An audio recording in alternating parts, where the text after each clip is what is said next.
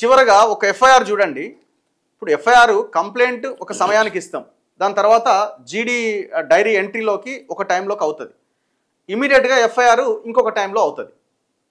ఎంత గ్యాప్లో అవుతుంది?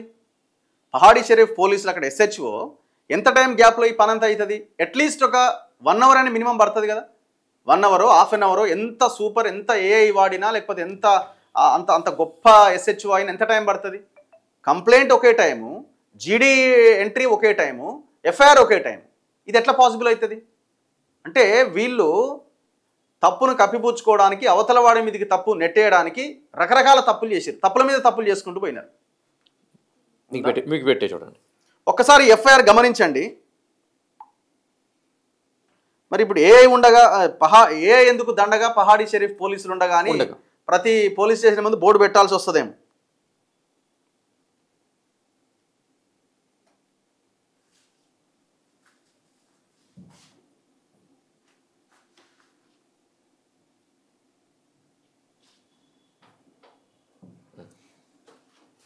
ఒకసారి ఎఫ్ఐఆర్ చూడండి.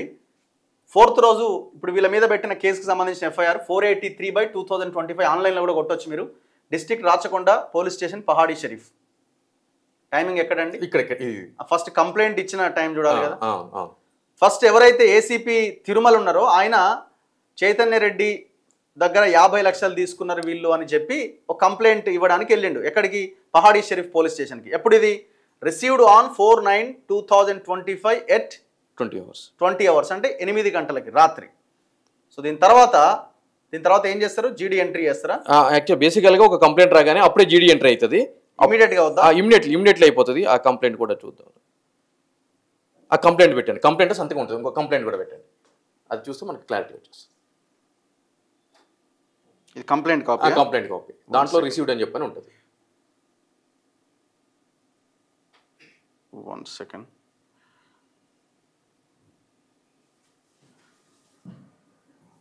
ఇది కంప్లైంట్ కాపీ. ఎవరు? ఏసీపీ తిరుమల ఇచ్చిన కంప్లైంట్ కాపీ. ఏమని చెప్పాడు ఇలా? రిసీవ్డ్ ఆన్ 4/9/2025 ఎట్ 20 hours అంటే 8 గంటలకి రాత్రి. ఇది ఎఫ్ఐఆర్. ఎఫ్ఐఆర్ చూడండి. 1959 బిఫోరే అయింది. బిఫోరే. ఇది ప్రయర్ టు 1959కి చేశాడు. ఇక్కడ చూడండి ఎఫ్ఐఆర్ డేట్ అండ్ టైం 20 అంటే సేమ్ ఇమీడియట్లీ ఎఫ్ఐఆర్. కంప్లైంట్ ఇట్లా రాగానే దానికి ఏ పనికిరాదు. దాని ముందు 20 ప్రొసీజర్ ఏంటి? ఒక కంప్లైంట్ రాగానే రిసీవ్ చేసుకుంటారు, జీడీ ఎంట్రీ పెడతారు. జీడీ ఎంట్రీ పెట్టిన తర్వాత మాట్లాడతారు కదా కొద్దిసేపు, విషయం ఏంటంటే 100% అది కాగ్నిజబుల్లా నాన్ కాగ్నిజబుల్లా ఏం జరిగిందని చెప్పి మాట్లాడతారు. మాట్లాడిన తర్వాత సెక్షన్లు ఏంటనేది ఒకసారి అవగాహన తెచ్చుకుంటారు, ఇవన్నీ చేస్తారు. దాని తర్వాత రైటరు ఈ కంటెంట్ అంతా కూడా ఆన్లైన్ లో ఇప్పుడు tspolice.com దాంట్లో ఆన్లైన్ లో ఎఫ్ఐఆర్ జనరేట్ చేయాలంటే టైప్ చేయాలి, ఇవన్నీ చేయాలి. దీని ప్రొసీజర్ మినిమం గంట సేపు పడుతుంది. మినిమం గంట సేపు పడుతుంది. ఎగ్జాక్ట్లీ కంప్లైంట్ ఇవ్వగానే అది చూడండి ఎఫ్ఐఆర్ అయిపోయింది. ఇది ఎట్లా పాసిబుల్ అయిద్దండి? చూడండి ఇప్పుడు పహాడీ షరీఫ్ పోలీసులు ఇంత ఏఐకి మించి పని చేస్తున్నారు అన్నట్టు. ఇంకో విషయం ఏంటంటే ఇక్కడ చూడండి, క్రైమ్ ఎప్పుడు జరిగిందంటే 4/9/2025 ప్రయర్ టు 1959కి అంటే ముందు జరిగిందంట. ఏదో పెట్టాలి బిఫోర్ 1 నిమిషం ముందు పెట్టిరు. ఇక చూడండి general dairy reference entry number 18. General diary entry కూడా పెట్టేశారు. జనరల్ డైరీ ఎంట్రీ ఎప్పుడు పెట్టారు?